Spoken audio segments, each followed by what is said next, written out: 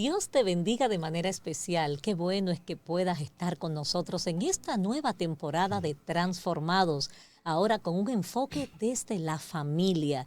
Y estoy feliz porque en este nuevo tiempo está conmigo mi amado Pastor Henry Morel, el que va a estar con nosotros durante todo el programa, respondiendo las preguntas que muchos de ustedes tienen. Y hay varias preguntas, Pastor. Hay mucha gente con necesidad, mucha gente que necesita saber a la luz de la palabra de Dios. Bienvenido. Amén. Dios te bendiga, Giselina. Dios le bendiga a ustedes, público hermoso que sintoniza a través de estas plataformas digitales su programa Transformado. Sea una bendición para nosotros y desde aquí le bendecimos a ustedes. Bien. Pues la primera pregunta que nos hacen es, pastores, ¿por qué la familia está siendo tan azotada en los últimos tiempos? Sabemos que desde siempre la familia ha sido atacada, ha tenido situaciones desde el principio de la creación. Pero ¿qué está pasando en estos últimos tiempos? Que hay como una acentuación, hay un enfoque a la familia para destruirla. ¿Qué podemos decir a la luz de la Biblia con relación a lo que está sucediendo? Bueno, Giselina, no es sencillo explicar cuál es el problema general o el problema definitivo de la familia, pero sí puedo, desde mi punto de vista, decirte lo siguiente. Fíjate, si pudiéramos ver a nivel espiritual cómo están las familias hoy en día, veríamos que la familia está siendo atacada por todos los medios y de todas las formas posibles. ¿Por qué? Bueno, el enemigo, Satanás, ha diseñado armas muy poderosas para este último tiempo. Así es. Porque como tú lo sabes, las escrituras enseñan que estamos viviendo los últimos tiempos. Y él sabe que su tiempo en esta tierra, su tiempo de gobierno, se ha acortado. Entonces, él necesita hacer fracasar el plan de Dios para la humanidad. Él necesita hacer fracasar el proyecto genuino de Dios, que es que todos acudamos al arrepentimiento. ¿Y cómo lo hace? Bueno, Él ha dado una orden a su ejército, a sus huestes de maldad, de que todos se enfilen sus cañones directamente hacia la institución más importante que existe en el planeta Tierra, y esta se llama la familia. Es por esto que la familia hoy está tan carente de valores, la familia está de una manera tan débil, porque es que desde el oeste, desde el norte, desde el sur y desde el este, vienen todos los ataques hacia esta institución tan importante. Y un punto importante, pastor, es ver cómo el ataque regularmente se enfoca en la cabeza del hogar. Tenemos por sabido que el hombre, el cabeza del hogar, es el que más responsabilidades tiene, también es el que más ataques recibe, porque cuando cae la cabeza como que todo se deteriora, ¿verdad? Es claro.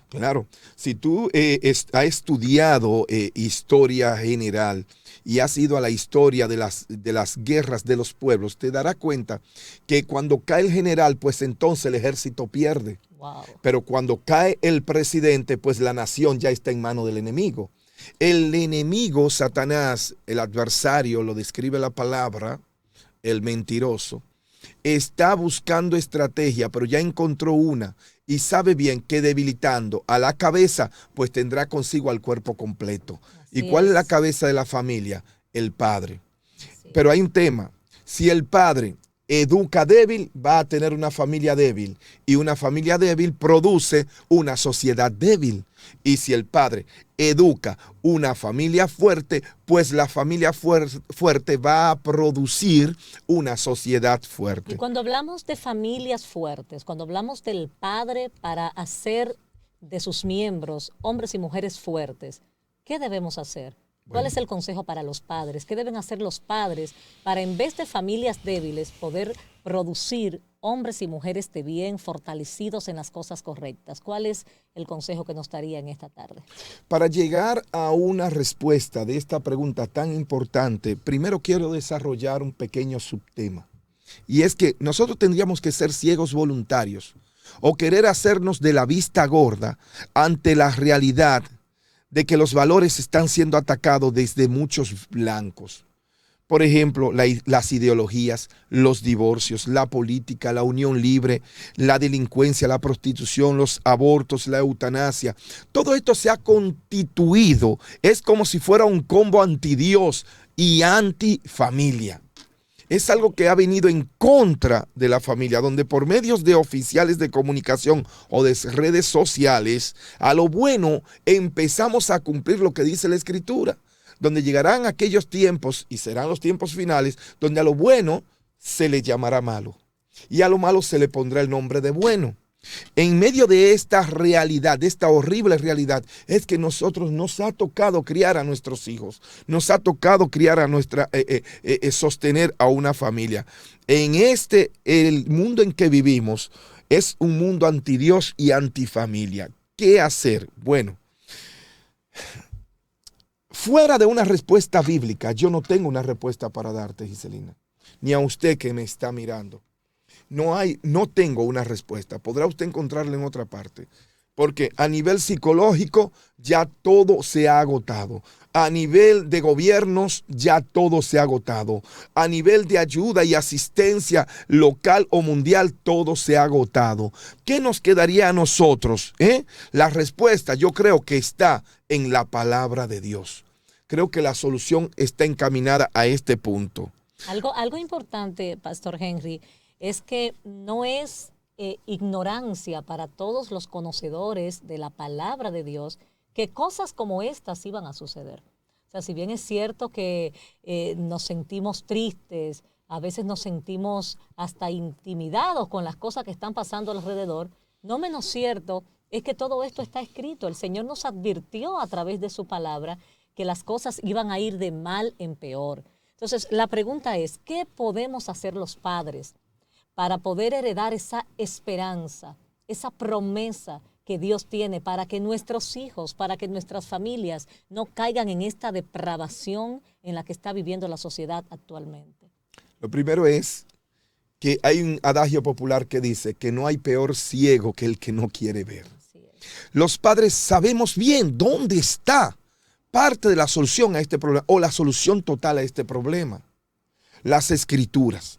Y en ella hay un texto sagrado que dice lo siguiente: instruye al niño en la palabra de Dios desde pequeño y éste no se apartará de ella jamás. Amén, así es. Pienso, aquí te está diciendo el Señor que te toca a ti como padre o madre, si eres madre soltera, si eres padre soltero, si eres tutor, no importa la posición donde Dios te haya colocado en la familia, pero si te puso como cabeza es para que hagas un trabajo, no para que demande atención o respeto si realmente no estás cumpliendo con tu llamado. El llamado de todo padre está a instruir a los que están debajo de nosotros a lo correcto. ¿Y qué es lo correcto? Los valores y sobre todo inclinar tu mirada hacia los cielos. Enseñar a tus hijos a que Dios existe y que Dios es real y que Él tiene un plan de redención para la humanidad y tiene un plan de restauración para la humanidad y que Dios tiene diseñado un final maravilloso donde Él quiere que todos estemos con Él en la Nueva Jerusalén. Tremendo. Hay hijos que piensan, Pastor Henry, que el tener un papá que le complazca en todo, un papá que sea hasta adivino, un tipo de adivino, un papá que se imagine o que adivine, valga la redundancia, lo que ellos necesitan, lo que ellos desean, para luego catalogarlos como buenos padres. ¿Qué opina usted de esto? ¿Es este concepto correcto? Recuerdo que hablábamos en días pasados donde me compartías y me decías, es increíble cómo los jóvenes de ahora son tan diferentes a nuestros tiempos. Los jóvenes de ahora piensan que un papá bueno es un papá que le puede suplir todos sus caprichos y todas sus necesidades. ¿Qué podemos decir acerca de eso? Porque yo sé que hay mucha gente que está interesada en escuchar este punto. Bueno, desde mi punto de vista, lo primero es que nosotros pensamos como adultos y ellos piensan como jóvenes o como niños o como adolescentes. Tú no puedes nunca pretender que un adolescente de 13 años piense como tú que tienes 50. Eso es imposible. Y no importa en qué tipo de familia estés criando a ese niño o a ese adolescente. Él tiene su manera de ver las cosas. El color, el color que él ve cuando abre los ojos no es el mismo color que tú ves cuando abres los tuyos. Entonces lo que tenemos que hacer es tomar la visión de ese joven o de ese adolescente o de ese joven adulto y tratar de enfocarla hacia el lugar donde todos los colores son iguales. Y ese lugar se llama Jesucristo. Tremendo, sí, porque cuando tenemos la base del Señor, sin importar la edad, pues tenemos algo en común que es la esperanza. La esperanza no solamente de la vida eterna, sino de una convivencia mucho mejor, una convivencia más satisfactoria. Perfecto. Cuando hablamos de los problemas familiares, sabemos que la familia se compone por padre, esposa e hijos, ¿verdad? Así es. Pero cuando hablamos de estos problemas familiares, de estas familias disfuncionales, hay algunos que son más vulnerables que otros. ¿Podría usted decirme cuáles son los más vulnerables? De acuerdo a la ciencia y de acuerdo a estudios científicos y sociales, se establece que los niños, las mujeres y los ancianos son los más vulnerables. Pero también la Escritura lo establece así. Sí.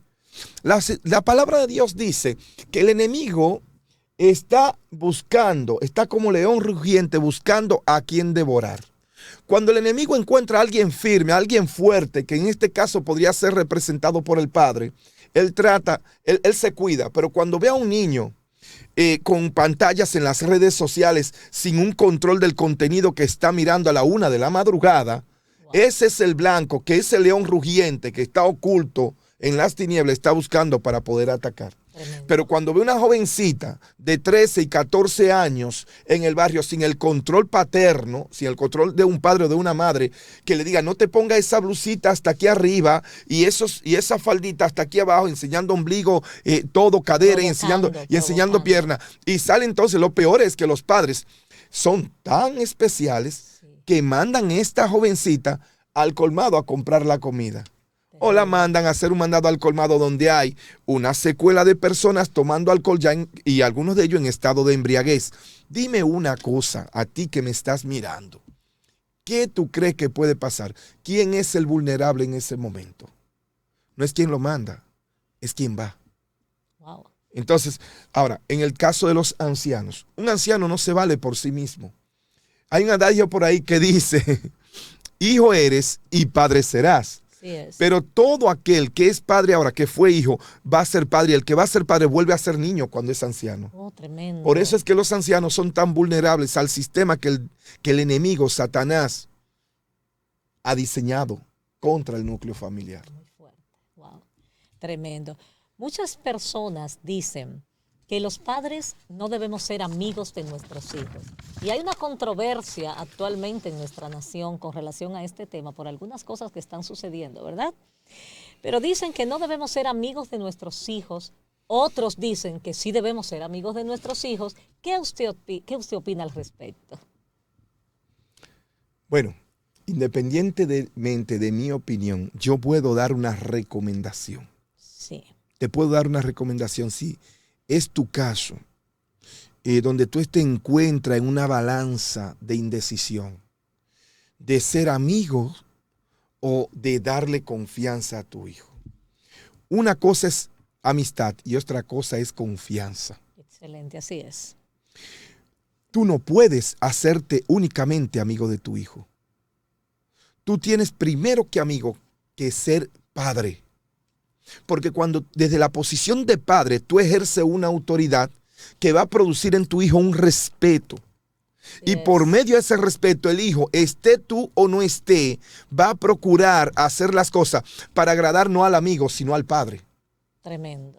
Y entonces cuando en medio de ese respeto el hijo necesite hablar con un amigo, va a sentar a aquel a quien respeta y le va a tomar un consejo, le va a pedir un consejo y no lo va a buscar con uno de los supuestos amigos que tiene en la calle, sino lo va a buscar contigo. Por eso te recomiendo, primero sé padre y luego debes ser amigo.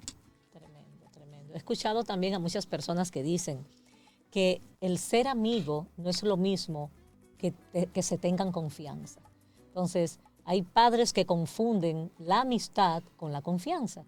Entonces, hemos entendido o lo que podemos percibir de este relato es que lo primero o lo ideal sería ser padre para no perder el respeto, para no perder el control y luego ganarnos la confianza de nuestros hijos para que sin importar la situación por la que estén atravesando, pues puedan abrir su corazón y sus mentes y decirnos por lo que están atravesando. Porque creemos que esto es lo que está pasando. Últimamente nuestros hijos no tienen la confianza y nos hacen creer que somos número uno en sus vidas en muchas ocasiones, pero no es porque nos tienen confianza, sino porque nos tienen como amigos, entonces se burlan del amigo. A un amigo tú puedes burlarlo, a un amigo tú puedes mentirle, a un amigo tú lo puedes irrespetar inclusive, pero a papá no, a mamá no. Es cierto. Entonces es tremendo cuando nosotros logramos establecer este orden. Y yo creo que la respuesta está en la palabra, porque Así la es. Biblia tiene un orden precioso, un orden de cómo se deben regir las cosas dentro de la familia, ¿verdad que sí? Así es. Eso es así. Bueno, dicho está, es que hay algo, escucha, cuando te hablé a ti de ser padre primero, para establecer una autoridad, no es una autoridad de hombres. Así es. Cuando te hablo de tener autoridad, es una autoridad espiritual, una autoridad que venga del cielo, que venga adquirida de la lectura de la palabra de Dios. La palabra de Dios cuando la leemos nos da principio, nos da normas, nos marca pautas a seguir para nuestro estilo de vida y nuestro estilo de crianza. Cuando hablo de autoridad, hablo de la autoridad como la pondría Dios. Amén. Es una autoridad basada en el amor, en el cuidado Así es. y en estos Y principios. no en cumplir caprichos. No, Porque Dios no complace capricho a así nadie. es. Bueno, tú nunca has visto a Dios complaciéndole capricho a nadie, ni en la palabra ni fuera Así de ella. es. Y Dios es un Dios de principios, esto siempre lo hemos dicho. Dios es un Dios de principios. Cuando nosotros violamos los principios que están en las Escrituras, entonces nos metemos en problemas. ¿Y qué significa que Dios es un Dios de principios? Para cada cosa hay un orden. Dios le dice a los padres cómo tratar a los hijos, pero le dice a los hijos cómo tratar a los padres. Dios le dice a las mujeres cómo cuidar a sus maridos, cómo respetar a los maridos, pero le dice a los maridos cómo cuidar a las mujeres. Esto es precioso. Sí, así lo dice la palabra. Es precioso. ¿Por qué? Porque tenemos un guía, tenemos la mejor guía, como yo siempre he dicho, la mejor profeta, la mejor psicóloga, el mejor psicólogo, el mejor orientador. ¿Dónde está? En las Escrituras. Amén. Así es. Bien, mis amados, vamos a pasar a una pausita. Gracias por estar con nosotros y continuamos en breve.